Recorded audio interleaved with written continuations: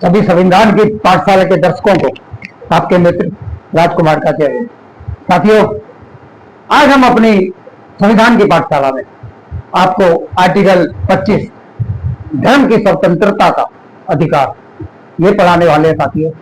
और हम अपने समाज के लिए साथियों, अपने समाज के बच्चों के लिए, अपने समाज के, बहुजन समाज के सभी बच्चों को हम संविधान का बड़ी बारीकी से और आपकी भाषा में बड़ी बारीकी से हम लोग आपको समझाना चाहते हैं कि आजकल आप देख रहे हैं साथियों कि भारत एक लोकतांत्रिक देश है, एक संवैधानिक देश है। संवैधानिक देश का क्या मतलब है साथियों? संवैधानिक देश का यह मतलब है कि भारत एक संविधान से चलता है, जिसको हमारे बाबा साहब अम्बेडकर ने बनाया है। और ये वो संविधान है साथियों, इस संविधान से पूरा भारत चलता है। तो साथियों, हम आज आपको धर्म की स्वतंत्रता, क्योंकि हम देख रहे हैं कि 11 साल के अंदर किस प्रकार से लोगों को भ्रमित करा जा रहा है धर्म के आधार पर, और लोगों को ये संविधान से दूर किया जा रहा है। साथियों, आपको और अपने समाज को, अपने रिश्तेदारों तक ये वीडियो को ज्यादा से ज्यादा पहुंचाए, ताकि उनको संविधान का ज्ञान ज्यादा से ज्यादा प्राप्त हो सके। साथियों, ये हम अपने समाज के लिए, केवल अपने समाज के लिए, अपने बहुजन समाज के लिए, आपके लिए, आपके बच्चों के लिए ये वीडियो बनाते हैं। हमें कोई कमाई का वो नहीं है, हमारा केवल खाली संविधान की पाठशाला हम अपने समाज के लिए, अपने समाज के बच्चों के लिए, अपने समाज के, अपने रिश्तेदारों के लिए, आपके रिश्तेदारों के लिए, अपने इतने बड़े बहुजन समाज के लिए, SC, ST, OBC समाज के लिए, जो इस संविधान को के बारे में ना तो जानते हैं और ना ही साथियों पढ़ते हैं।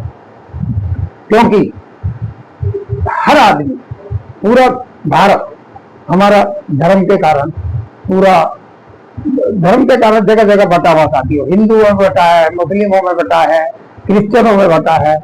तो साथियों, भारत तो इसके हिसाब से चलता है। आपको नौकरियां, चाकरियां, जो भी भारत के अंदर जो भी कार्यक्रम होते हैं, या जो भी आपको संवैधानिक पोस्टों पे जो लोग बैठे हैं, जो भी अधिकारी हैं, वो सब इस संविधान से काम करते हैं। जब इस संविधान का आपको ज्ञान ही नहीं होगा, और तो आप कैसे किससे काम करा सकते हैं? तो साथियों, हमारा यही मकसद है कि हम इस संविधान की बातों को ज्यादा से ज्यादा अपने समाज तक पहुंचा सके। अपने भारत के जितने भी गांव-गांव में और शहर-शहर में जो भी ऐसे बच्चे हैं जो कि पाठशाला तक, स्कूल तक नहीं जा पाते, उनको हम संवैधानिक ज्ञान देते हैं।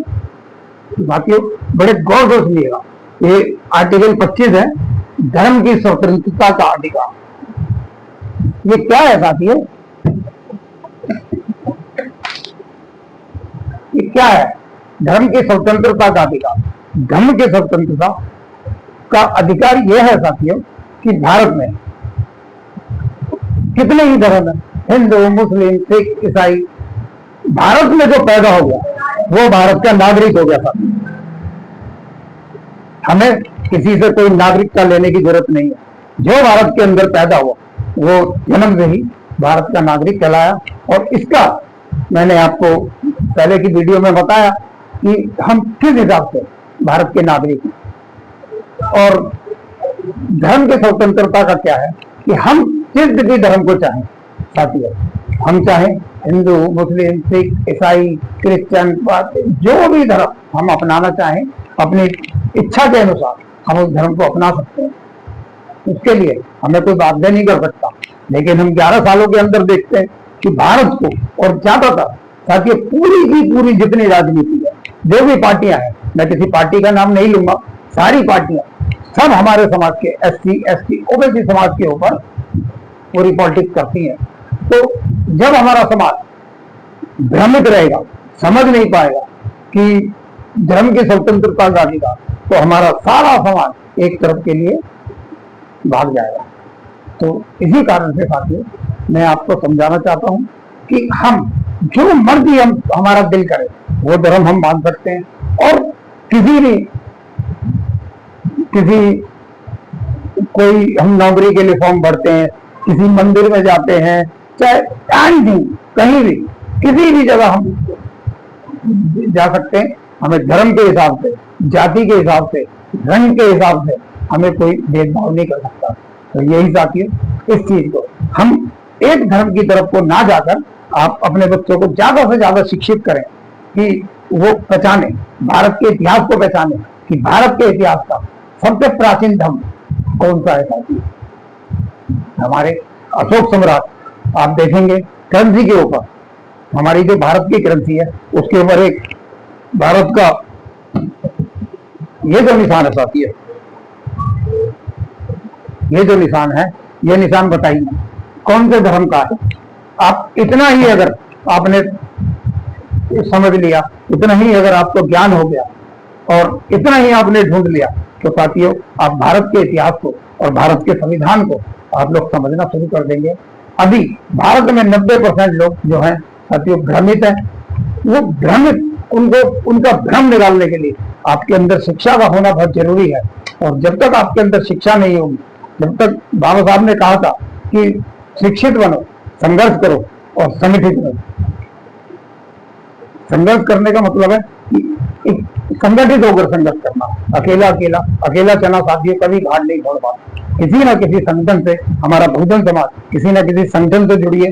संगठनों से, जो संगठनों की ताकत है वही एक संगठित ताकत होती है।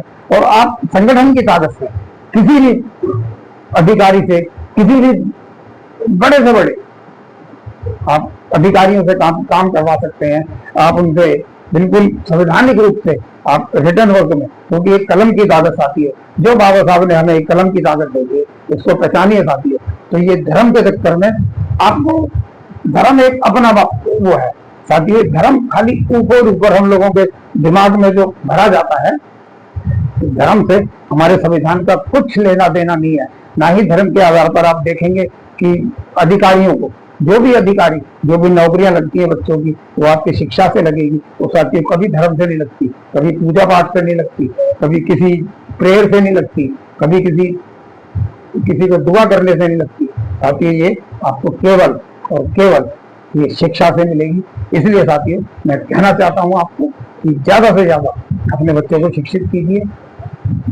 और मैं अपने समाज को बस इसीलिए समझाना चाहता हूँ कि हमारा समाज ज्यादा से ज्यादा जागरूक हो। और जो भी आपके आसपास जो बहुजन संगठन हो, ओबीसी के लोग, ओबीसी महासभा के संगठन हो, और जो भी उन संगठनों से जुड़िए और अपनी ताकत को पहचानिए साथियों।